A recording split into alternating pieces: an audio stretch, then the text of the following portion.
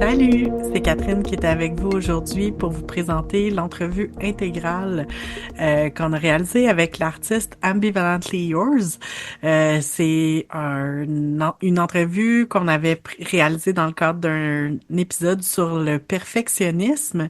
Donc, c'est un grand plaisir. Ça a été un grand plaisir pour moi de revisiter cette entrevue-là, dans laquelle on parle évidemment de perfectionnisme dans l'art, dans l'expression de nos émotions, aussi dans notre identité de genre et dans notre expression de genre. On a aussi parlé du perfectionnisme dans nos relations avec les autres. Vous allez voir aussi que la prise de risque est un sujet qui revient vraiment beaucoup dans l'entrevue. C'est vraiment intéressant d'entendre le point de vue d'Ambivalently Yours là-dessus. Euh, voilà, je vous invite à écouter ou à réécouter cette entrevue pleine d'ambivalence et d'imperfection. Et sur ce, bonne écoute.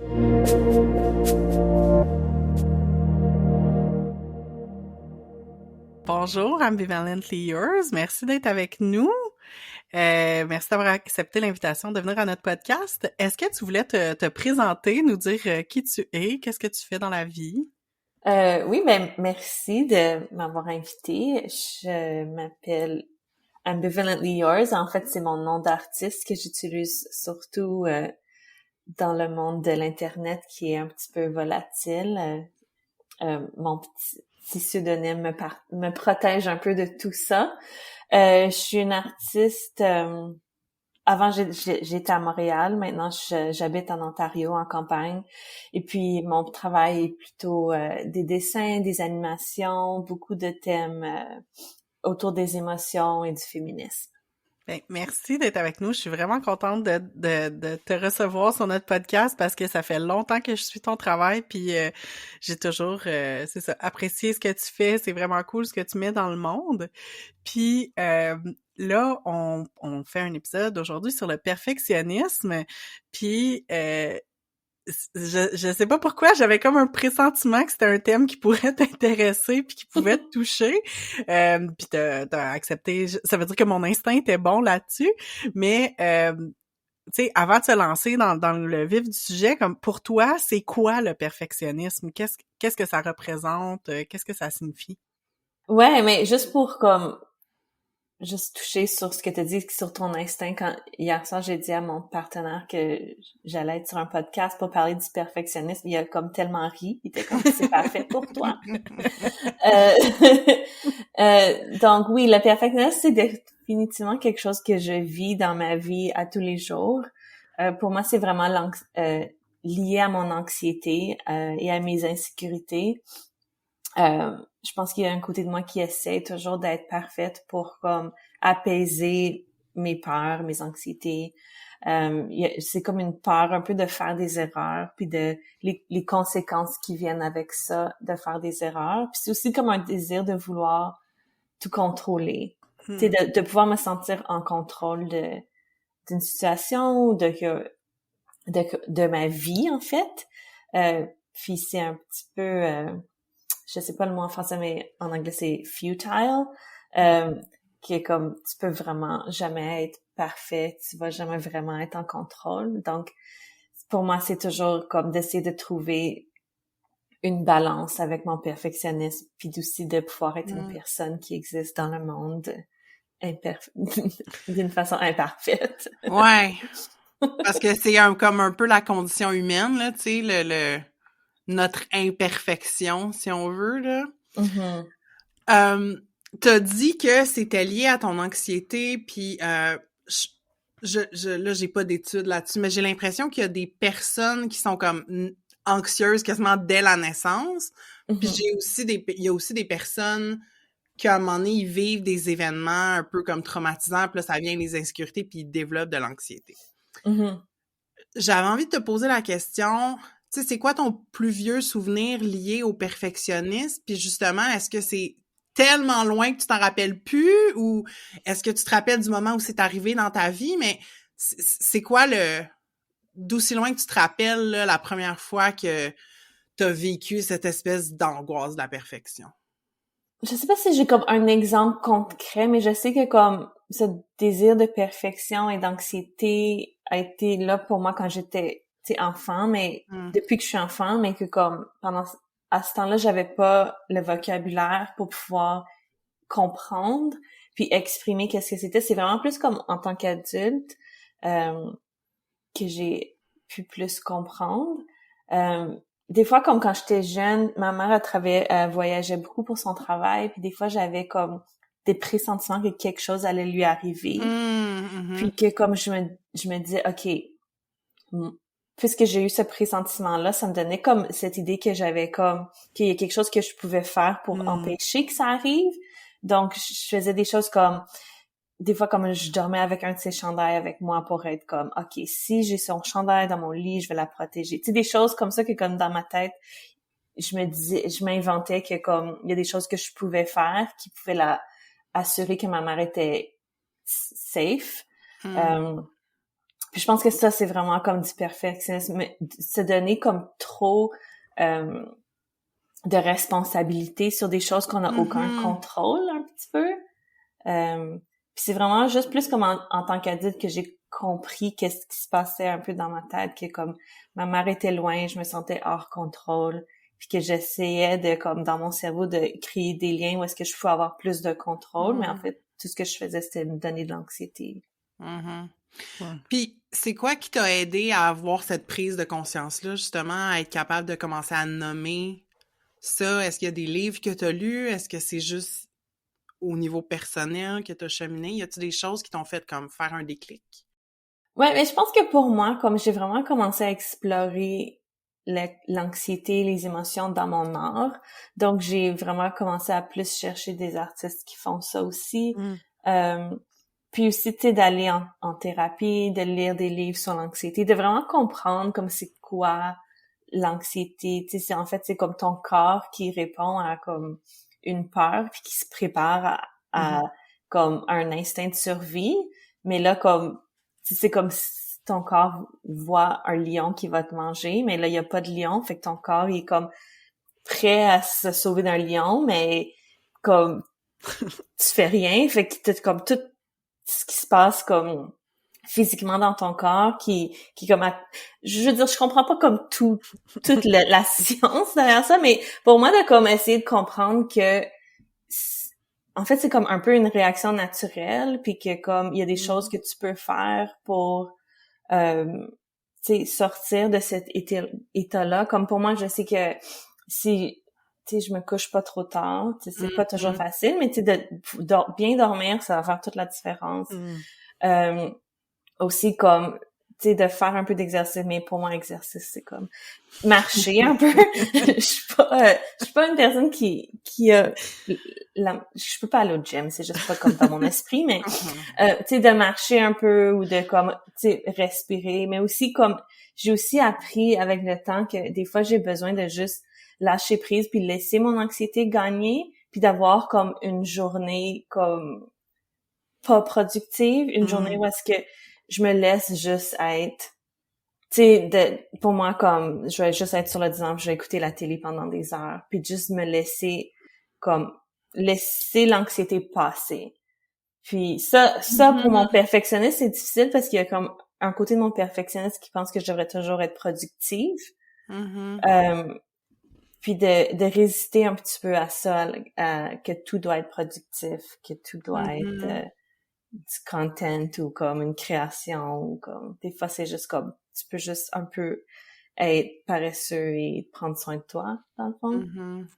Hey, ça me rejoint tellement ce que tu dis, puisque c'est quelque chose que je travaille vraiment beaucoup, moi aussi, puis, tu sais, c'est ça, tu sais, de réaliser des fois comme, je sais que moi, hier, personnellement, j'ai eu une journée où j'étais pas capable de rien faire, puis que c'était super difficile, puis comme, je suis employée, ben, tu sais, des fois, je suis comme, OK, est-ce que je prends une journée de maladie? Est-ce que je suis comme, comment je le dis? Mais en même temps, je suis comme, oui, mais la journée d'avant, là, j'ai fonctionné à 100 000 à l'heure, j'ai accompli plein d'affaires, j'ai super bougé, fait que, tu sais, au final, c'est si grave que ça que j'ai été plus lente une journée puis plus rapide une autre journée, tu sais, au final, ça devrait s'équilibrer, mais c'est difficile d'avoir comme ce sentiment qu'il faut toujours être là, disponible, productif, puis Ouais, effectivement, puis d'être comme l'employé ou Mm. la personne parfaite là qui produit des choses.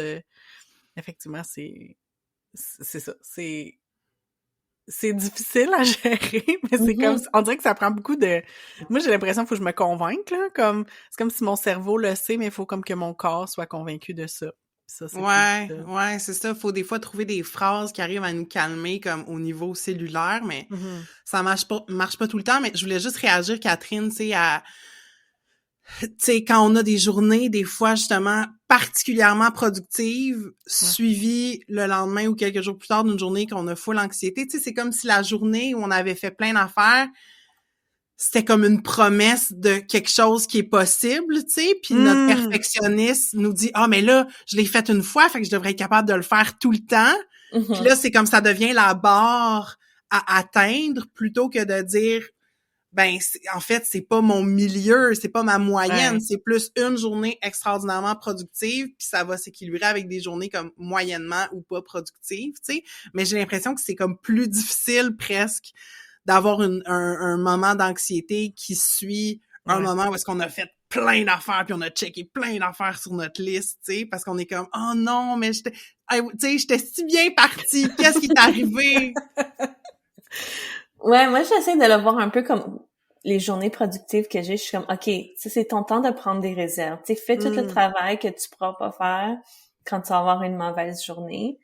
Au lieu ouais. de dire que cette journée-là, c'est comme la barre qu'il faut toujours essayer de... Mais c'est difficile parce que c'est comme le mensonge du capitalisme, tu sais, que Ouais. comme notre Mm, valeur est liée à la productivité, puis que faut toujours être productif et blablabla. Bla, bla. Mais on est comme pas des machines, puis tu sais, même les machines, des fois, ils brisent, puis il faut qu'ils soient réparés. Fait que, mhm, c'est... Puis de comme de voir le repos comme pas comme quelque chose que Mhm. tu dois... Euh, tu dois travailler tant pour pouvoir te reposer, mais que c'est quelque chose qui est essentiel. Ouais. mhm. Je pense que ça, c'est vraiment difficile à se convaincre des fois, là. Oui, vraiment. Moi, hier, je me suis convaincue que j'allais, pendant mon heure de dîner, faire une sieste, puis que Mhm. je déciderais après ce que je faisais de mon après-midi, comme comment j'allais me sentir, puis je pense que c'était une excellente idée de ce que j'ai fait, mais c'est difficile, mais en même temps, c'est les joies de travailler de la maison, puis de pouvoir Mhm. aller faire une sieste. Quoique j'ai déjà eu des collègues qui dormaient, qui faisaient des siestes dans un bureau. Je comprenais pas comment ils faisaient, mais ça, c'est un autre sujet.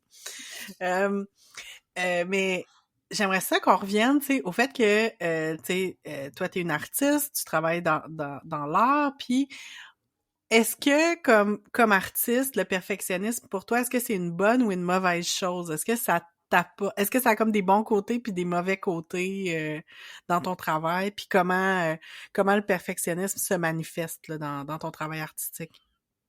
Ouais, mais je pense que comme pour toutes les choses, tu sais, il y a un bon côté puis un mauvais côté. Tu sais, le perfectionnisme, ça peut me donner comme un peu l'énergie de vouloir comme vraiment créer quelque chose de merveilleux, puis ça me donne comme ça peut être vraiment motivateur, ça me motive beaucoup.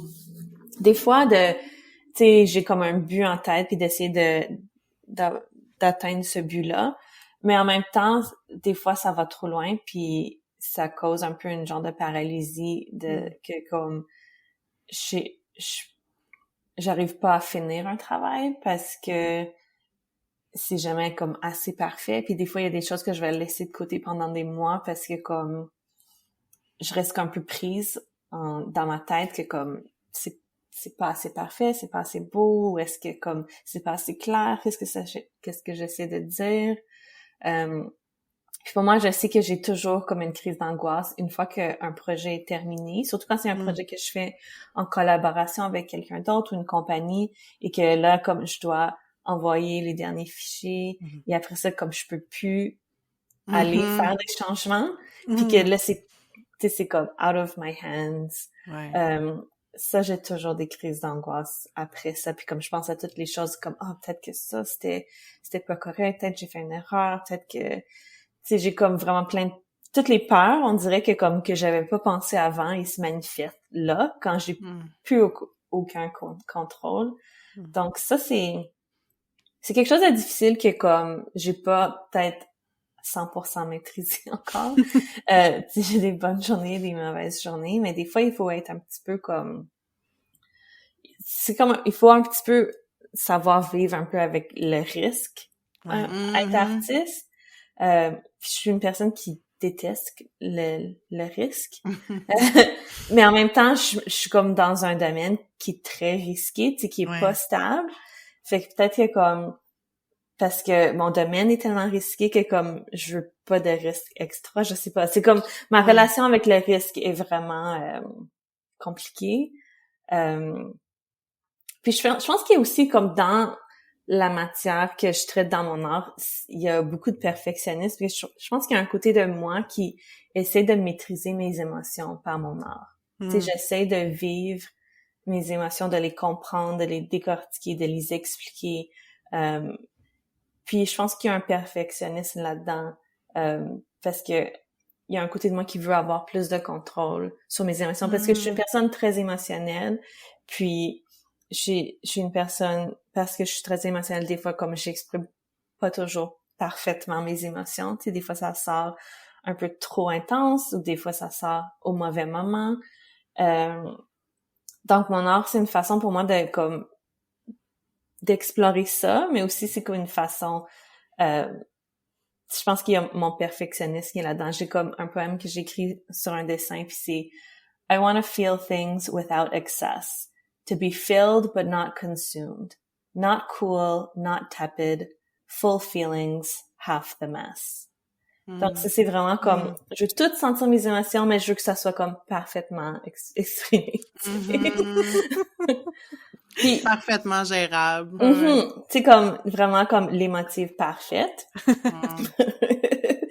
puis aussi comme mon travail est beaucoup lié à l'ambivalence. C'est comme quelque chose qui m'intéresse beaucoup, c'est l'ambivalence, c'est d'avoir comme deux ou plus émotions contradictoires en même temps. Puis ce que j'aime beaucoup de l'ambivalence, c'est que quand tu vis deux choses opposées en même temps, c'est comme c'est toujours une conversation. Il y a pas comme une décision qui est prise, il y a pas comme une fin. C'est comme t'es toujours un peu en réflexion, puis c'est comme si je lis ça à un projet qui finit, puis après ça, je peux plus aller faire des changements. Pour moi, de rester dans l'ambivalence, ça me laisse toujours la place de faire des changements. Donc, je pense que ça apaise un peu mon perfectionnisme, parce que ça me dit, tu peux te changer d'idée plus tard. Ah, c'est le fun. J'aime ça, j'aime l'idée de l'ambivalence parce que j'ai l'impression que ça nous rejoint, Marie et moi, étant donné que notre podcast, on a pensé longtemps à notre nom, mais on a fini par choisir entre deux eaux. Fait que tu sais, c'est comme entre deux affaires, puis c'est ça aussi, là, l'idée du podcast, d'essayer d'amener comme des choses. Nous, c'est beaucoup comme, tu sais, des choses dans la légèreté, puis des choses dans comme plus deep, plus dans les, justement, aller loin dans les feelings, puis dans les réflexions aussi, tu sais. Fait que c'est, non, c'est ça. Je trouve ça fun que tu parles de ça, puis effectivement, tu sais, ça fait partie de ton travail, puis c'est... mais c'est tout un contrat en même temps de vouloir comme contenir les émotions, puis parce que comme nécessairement les émotions sont pas supposées... Ben, en fait, pas sont pas supposées, mais sont comme... Ça vient pas avec qu'elles soient contenues, puis propres, puis comme qui rentrent belles dans une case, là. Ouais, non, c'est comme... C'est pas supposé être comme ça, puis c'est vraiment comme... d'essayer de trouver comme de balancer comme d'être émotif d'une façon naturelle et honnête mais aussi de pas être excessif. Je pense que c'est ouais. Surtout qu'on vit dans un monde qui aime pas l'excès d'émotions. Tu sais, il y a beaucoup de stigma sur ça, d'être trop émotif dans des, tu sais, tu peux pas te pleurer au travail, tu peux pas comme... Moi, je suis une personne qui a pleuré plein de fois au travail. Same. Moi, j'ai accroché tantôt, oui, sur le mot ambivalence, mais sur le mot contradiction aussi. Puis c'est une notion que j'aime beaucoup, qui m'apaise, tu sais, que j'ai le droit d'exister avec des contradictions. Puis j'aimerais t'amener sur le terrain du genre un peu, en lien avec la notion de perfectionnisme. Parce que si les gens connaissent ton art, si ont vu ce que tu fais, généralement, c'est sur des fonds de rose, des couleurs pastel, du mauve. à première vue, on pourrait dire que c'est très féminin comme art, mais c'est aussi très queer, tu sais. Il y a comme, pour moi, il y a quelque chose de la féminité queer dans ce que tu produis. Puis naturellement, selon moi, la féminité queer, c'est contradictoire, tu sais. Parce que c'est pas une féminité traditionnelle, c'est une féminité réappropriée, c'est une féminité qui est pas pour le male gaze, qui est un peu plus messy. Puis on s'est parlé avant d'enregistrer aujourd'hui, puis tu nous disais en pré-entrevue que t'avais vécu aussi des questionnements par rapport à comment exprimer ta féminité. Tu peux-tu nous partager des expériences de perfectionnisme en lien avec la performance de ton genre? Ouais, donc c'est ça, comme pour moi aussi, comme pour mon expression de genre, il y a beaucoup d'ambivalence là-dedans, puis je pense que oui, c'est vraiment une féminité un peu queer, puis tu sais, moi, quand j'ai commencé à travailler professionnellement, je travaillais dans le monde de la mode, et puis je ressentais vraiment comme tu sais, pour être prise au sérieux, je ressentais comme le besoin d'être vraiment très féminine, mais une féminité très traditionnelle dans le fond, qui était pas naturelle pour moi, dans laquelle j'étais pas vraiment à l'aise. Puis je pense que ça a vraiment changé comme qui j'étais. Tu sais, je suis vraiment rentrée dans un rôle que je prenais. Je commençais à prendre ça un petit peu trop au sérieux, tu sais, comme le rôle d'être la femme dans un milieu de travail, puis d'être compétitive, puis d'être, tu sais, de vouloir comme, tu sais, que ma carrière soit sur une trajectoire vers le haut, tu sais, vraiment comme lean-in feminism un peu. Et puis, je me suis rendu compte à un moment donné que comme c'était pas qui j'étais, puis que j'étais vraiment pas une personne heureuse ou gentille, ou tu sais, j'étais comme... Puis c'est là que j'ai commencé... Après 5 ans de travailler en mode, je suis retournée à l'école, j'ai fait ma maîtrise en art, puis j'ai vraiment commencé à faire plus de recherches sur le féminisme. Puis c'est dans le féminisme que j'ai comme j'ai compris qu'est-ce que je faisais, puis dans le piège dans lequel je tombais avec la féminité. Puis j'ai vraiment commencé à comme changer de la façon que je m'habillais, changer de la façon que je présentais ma féminité, puis vraiment comme j'aime beaucoup tout ce qui est rose, pastel, brillant, tu sais, tout ce qui est comme girl culture. Mais ma façon, dans mon corps, d'exprimer ma féminité, c'est vraiment une façon vraiment plus masculine. Comme, je m'habille vraiment comme un garçon de 12 ans, genre. Comme c'est puis c'est en étant dans ce style-là que je me sens mon plus féminin. Donc c'est comme, j'ai besoin de masculinité dans tu sais, mon corps exprime pas ma féminité de la façon que je l'exprime dans mon art. Puis tu sais, c'est plus complexe que juste comme, tu sais, de porter des talons et puis c'est pas que comme que je pense que ce genre de féminité-là, c'est nécessairement mauvais, parce que je pense que comme on a tous le droit d'exprimer notre féminité comme on veut, mais que pour moi, c'était comme acquis que je devrais suivre cette féminité-là. Souvent dans ma vie, on m'a dit comme « Ah, t'es vraiment plus belle si tu portes des robes » ou blablabla, si t'as les cheveux longs, si tu te maquilles. Donc, il y avait vraiment comme pour moi, je pense que on a chacun dans notre corps, on vit notre genre différemment, puis d'essayer de trouver comme la façon d'exprimer ça pour nous-mêmes, puis pas pour les autres autour de nous. Puis quand même, tu sais, quand je suis dans des milieux plus conservateurs, comme mon père, chez lui, plus conservateur, comme je m'habillais différemment quand j'allais visiter, tu sais, ou quand... tu sais, quand on s'est parlé, on a parlé de se raser les jambes. Tu sais, moi, comme, je m'en fous un petit peu, mais des fois, quand je sais que, tu sais, je vais à la plage avec des gens qui sont peut-être plus conservateurs, il y a comme une partie de moi qui a peur de, comme, d'être jugée ou de, comme, que les gens vont pas comprendre pourquoi, comme, j'aurais les jambes poilues. Tu sais, il y a vraiment des gens ils ont beaucoup de jugement, même aujourd'hui, sur ça. Puis des fois, j'ai comme pas l'énergie d'être jugée. Puis donc, il y a des fois que je suis comme plus dans je me laisse être plus moi-même, ou d'autres fois que comme, je me laisse comme juste je m'assimile un petit peu comme à notre monde dans lequel on vit. Puis je pense que pour tout le monde, il y a toujours une négociation à faire sur comment on vit notre genre. Puis, mais un livre que j'ai lu que j'aimais beaucoup, c'est par Jack Halberstam, ça s'appelle The Queer Art of Failure.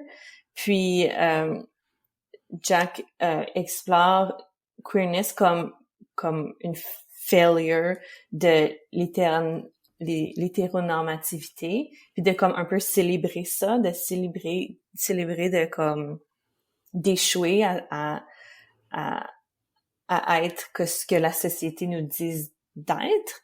Puis je pense que ça, si on revient au perfectionnisme, de se laisser comme être imparfait, puis de célébrer cette imperfection-là, puis de voir que cette imperfection-là, en fait, c'est comme une autre chose totalement merveilleuse. Je pense que ça aussi, ça peut aider à calmer le genre de perfectionnisme. Parce que c'est tellement plus ouvert. Puis le queerness aussi, c'est tellement plus ouvert. Il y a plus de place pour la différence. C'est moins binaire. C'est moins comme... Si tu veux être accepté, si tu veux avoir une bonne job, blablabla, faut que tu sois ça, ça et ça. Puis, ouais. T'as nommé, encore une fois, je retiens des mots, tu sais, t'as parlé d'échec, t'as parlé de contrôle, t'as parlé de jugement. Dans le fond, moi, la question psychologie 101 là, que j'ai le goût de te poser, c'est pourquoi c'est si difficile de lâcher prise sur la perfection? Qu'est-ce qu'on veut ultimement chercher dans notre quête de perfectionniste? Qu'est-ce que ça vient nous apporter? Comment on pense que ça va nous rassurer? Ben, je pense que pour moi, c'est vraiment lié à la sécurité. Donc, la sécurité financière, la sécurité, tu sais, d'avoir de l'amour, de pas être... Je pense que moi, comme une de mes plus grosses peurs, c'est d'être abandonnée, d'être seule, d'être rejetée. Donc, je pense que, en tout cas pour moi, c'est vraiment lié à la sécurité de vouloir être aimée, de vouloir être en sécurité physique, émotionnellement, financièrement.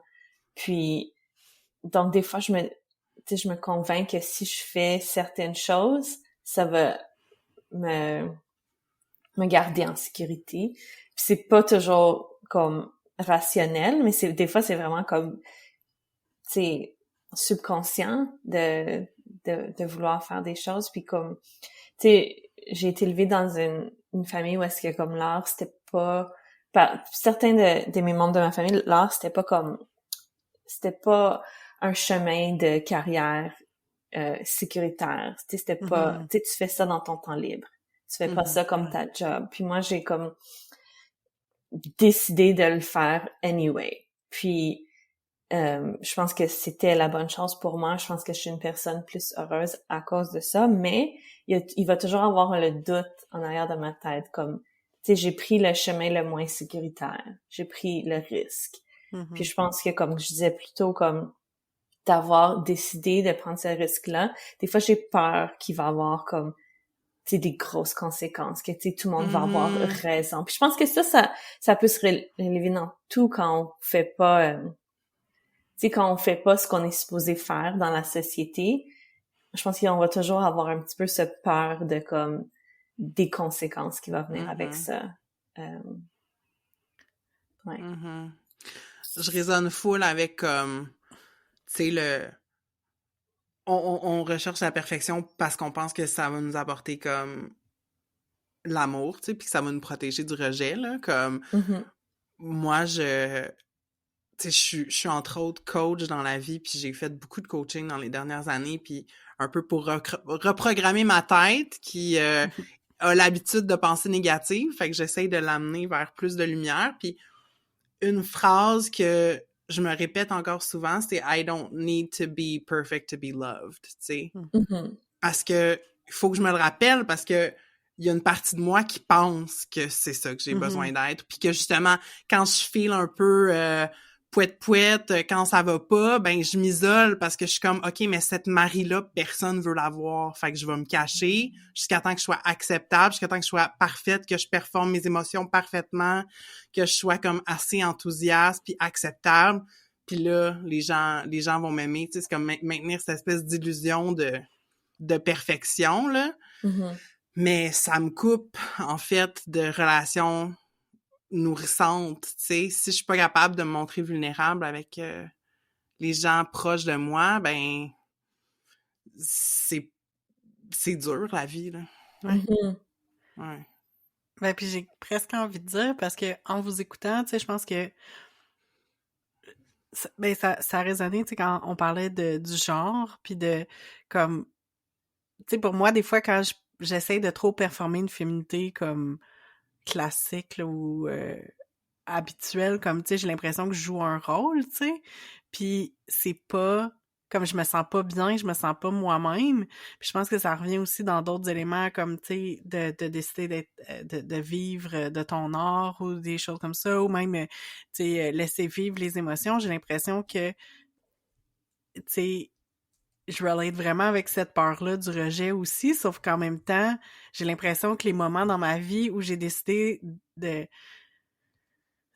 d'embrace ces parties-là de moi qui sont comme pas parfaites puis qui sont moi puis qui sont pas une performance, ben c'est là que j'ai été capable le plus de connecter avec les gens, de rencontrer des amis, des partenaires, comme tu sais, d'être capable d'être en relation comme vraie avec les gens, puis que c'est là que tu te rends compte aussi que dans certains contextes comme des relations fake que tu pourrais avoir avec du monde, comme, tu sais, où tu te sens pas bien, tu sais, fait qu'au final, mais tu sais, c'est comme, je dis pas non plus que c'est facile, mais tu sais, en même temps, c'est fou à quel point de se rendre compte que c'est quand tu décides d'accepter l'imperfection puis d'aller vers quelque chose qui est plus vrai puis qui est plus toi puis qui est pas une performance d'une perfection, ben c'est là que, tu sais, j'ai l'impression que c'est là que tu peux bâtir des vraies relations puis que généralement, tu devrais, ben, tu sais, sans dire que tu peux pas vivre du rejet après, mais tu sais, t'as moins de chances d'être rejeté si ta relation est vraie, là, tu sais, fait que, je sais pas, en tout cas, c'est comme ma réalisation ce matin. C'est comme mon illumination. Ouais, mais je pense que c'est tellement vrai, tu sais, les gens moi aussi, les gens avec qui j'ai des relations les plus proches, c'est les gens que j'ai vu leur imperfection, tu sais, qu'on a pu... tu sais, moi, en fait, je me sens vraiment mal à l'aise quand je suis avec des gens qui sont très parfaits dans tous les sens du monde capitaliste, tu sais, qui vivent leur perfection très bien, parce que je ressens qu'il y a comme quelque chose qui cache, tu sais, parce qu'il faut cacher pour être parfait, puisqu'on n'est pas parfait, il y a quelque chose qu'il faut que tu caches. Mais quand quelqu'un est comme un peu imparfait, tu sais, t'as l'impression de plus les voir, de voir une plus, tu sais, une plus vraie version de cette personne-là, puis ça te donne plus de place pour, tu sais, trouver des points en commun. Puis je pense que c'est pour ça dans mon art, parce que dans mon art, tu sais, je montre beaucoup comme mes émotions un petit peu messy, les choses qui sont très imparfaites dans le fond, puis c'est toujours ces dessins-là ou ces choses-là que comme les gens qu'ils accrochent le plus puis qu'ils se voient le plus dans mon art. Je pense que, tu sais, si je faisais de l'art, tu sais, c'est juste très beau et très parfait pour montrer que comme je suis la meilleure artiste au monde. Tu sais, peut-être que ça serait beau puis que tu pourrais aimer ça comme d'une façon juste comme d'un niveau esthétique, mais de vraiment comme embarquer dans une œuvre d'art, des fois c'est comme tu veux voir ce qui est comme pas parfait, de voir le struggle, parce que c'est vraiment comme la façon, moi je trouve la façon le plus qu'on peut, tu sais, créer des liens, c'est quand tu ressens quelque chose comme un petit peu compliqué ou comme imparfait, puis quelqu'un d'autre te dit comme I know what you mean. Yeah. Tu sais, c'est tellement un confort. Puis c'est vraiment juste dans l'imperfection qu'on peut trouver ce confort-là, je pense. Ouais. C'est moins un confort quand t'as comme des cheveux parfaits puis que tu vois quelqu'un d'autre qui a les cheveux parfaits puis vous êtes comme we both have great hair. c'est tellement plus superficiel, mais quand tu dis comme moi je pleure au travail puis quelqu'un d'autre dit moi aussi je pleure au travail, c'est comme sur un niveau plus intense, puis que tu comprends cette personne-là tu comprends un aspect de cette personne-là juste avec cette phrase-là, tu sais. C'est ça. Ça veut dire tellement plus que juste ces mots-là, tu sais, parce que comme tu dis, tu sais, tu comprends la personne parce que t'as été là, puis tu sais, même si les situations sont pas nécessairement pareilles, c'est ça. Tu peux c'est comme l'exemple qui me vient parce que comme j'avoue que j'ai pas souvent pleuré au travail, fait que je peux moins relate avec cet exemple-là. Sauf que un exemple vraiment simple, c'est simple et tout à fait complexe, c'est puis j'en ai déjà parlé au podcast, mais tu sais le fait que quand tu sais j'ai un enfant puis que quand mon enfant est né, elle a passé quelques jours à l'unité néonatale au NICU, fait que tu sais je fais juste dire ça à une autre personne qui me dit, moi aussi, mon bébé a été à l'unité néonatale. Les deux, on est liés, puis on sait tout ce que ça veut dire. Mais pourtant, c'est quelques mots, tu sais. Mais c'est ça, je pense que sur plein d'aspects, c'est comme, c'est ça. T'as pas besoin de dire grand-chose pour relate, puis c'est souvent sur des expériences, justement, qui sont messy puis qui sont pas parfaites. Loin d'être parfaites. On arrive vers la fin de l'entrevue, puis je pense que c'est le fun de finir l'entrevue, surtout quand on parle de sujets qui sont un peu plus comme difficiles ou un peu ben tu sais, c'est pas si heavy que ça, mais quand même, là, tu sais, qui font appel à nos émotions, tout ça, tu sais, de regarder sur qu'est-ce qu'on a envie de donner comme je vais pas dire conseil, mais tu sais, comme espoir ou comme c'est ça, aller vers du positif puis du concret parce que je trouve que ça peut être intéressant. Fait que je me demandais comment toi, est-ce que tu passes par-dessus les embûches que t'amène le perfectionnisme? Parce que comme on l'a dit, c'est pas juste des mauvais côtés le perfectionnisme, mais comme ça peut paralyser puis ça peut amener des embûches. Fait que comment tu deals avec ça au quotidien? Qu'est-ce que tu fais pour pas te laisser dans la paralysie qui pourrait venir avec? Ouais, mais je pense que comme, tu sais, d'avoir des conversations comme on a eu aujourd'hui, ça aide beaucoup, tu sais, de parler à d'autres, tu sais, pour moi, ça m'aide beaucoup de voir, tu sais, que d'autres personnes ont les mêmes struggles, parce que je vois que parce que quand je le vois dans quelqu'un d'autre, c'est plus facile pour moi d'avoir de l'empathie, puis d'être plus, tu sais, de voir que c'est pas rationnel, puis que c'est pas quelque chose qui va me faire pas aimer cette personne-là. Donc, je pense que comme d'en parler, tu sais, de tout, tu sais, quand tu te sens vraiment comme pris dans ça, tu sais, de trouver une personne à qui tu fais confiance pour en parler. Puis tu sais, de même si tu penses que c'est comme que la personne va penser que c'est vraiment comme, tu sais, même si t'as peur de ce que la personne va penser de toi, quand tu lui dis, tu sais, prends ce risque-là, parle-en, tu sais, j'ai vraiment peur de finir mon art parce que ça. Moi, je pense ça m'aide beaucoup. J'ai un partenaire avec qui les deux, on est très anxieux, donc on s'explique notre anxiété, puis ça nous aide à dire comme non, ça c'est juste l'anxiété, c'est pas rationnel, ça va pas arriver. Puis aussi de comme, ouais, comme je parlais aussi un peu plus tôt, de se laisser du temps de juste comme vivre ces émotions-là, de se laisser du temps d'être, tu sais, de pas avoir à être parfait dans sa lutte contre le perfectionnisme dans le fond. Ouais. Tu sais, de dire que comme tu vas avoir des bonnes journées, des mauvaises journées. Tu sais, moi aussi, tu sais, dernièrement, j'essaie vraiment comme de prendre plus de contrôle sur mon anxiété, mais j'ai quand même, puis je pense que ça va mieux, mais j'ai quand même des mauvaises journées, puis ça va arriver, puis c'est correct. Puis puis il y a de l'espoir, puis de prendre comme quand t'as une bonne journée, comme souviens-toi-en de cette journée-là, garde-toi des morceaux de cette journée-là pour te rappeler dans les mauvaises journées que comme ça sera pas toujours comme ça. Je pense que ça c'est comme c'est pas comme une grosse guerre, c'est des petites luttes à chaque jour. C'est-à-dire que comme si tu peux juste vaincre cette journée-là, la prochaine va peut-être être mieux, tu sais. Donc c'est clair. Puis en même temps, je pense que le perfectionnisme, de la manière que je le vois, c'est comme aussi comme une partie de ta personnalité, là. Fait que d'arriver à comme à chaque jour de juste comme pas rendre comme c'est ça, là, de faire des petits pas pour pas être envahi puis de se souvenir comme que c'est un travail constant. Je pense que ça rejoint vraiment une très bonne, un très bon conseil. Et là, on arrive à la fin. Avant de te dire au revoir, je te pose la question classique. Où les gens peuvent te trouver s'ils veulent voir ton art, en apprendre plus sur ton travail? Où est-ce qu'ils vont sur Internet? Donc, j'ai un site web, c'est ambivalentlyyours.com. Je suis aussi sur Instagram, TikTok, Facebook, @ambivalentlyyours. Et aussi sur Twitter, mais Twitter, c'est ambivalentlyu, parce que yours, c'était comme trop de lettres.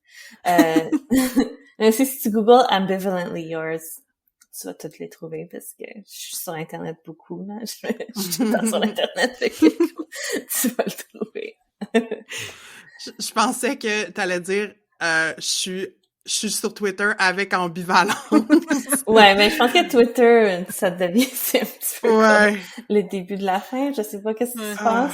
Je poste pas vraiment sur Twitter parce que je trouve que c'est un petit peu, c'est très volatile maintenant, qu'est-ce qui se passe. Puis c'est ça qui arrive quand les billionnaires et, en tout cas, on rentrera pas là-dedans, mais bon. Ah, mais moi, je voulais te remercier pour cette belle conversation. Ça m'a fait beaucoup de bien. C'est vrai que de parler puis de normaliser nos expériences, une petite insight pour Catherine et moi, mais ouais, normaliser nos expériences, ça nous aide à nous sentir moins seuls puis à dédramatiser les choses difficiles qu'on vit en tant qu'être humain. Ouais, merci beaucoup de m'avoir invité pour parler de mon perfectionnisme. J'espère que j'ai répondu d'une façon assez parfaite. T'as été parfaite, ça c'est sûr. Merci. Merci énormément.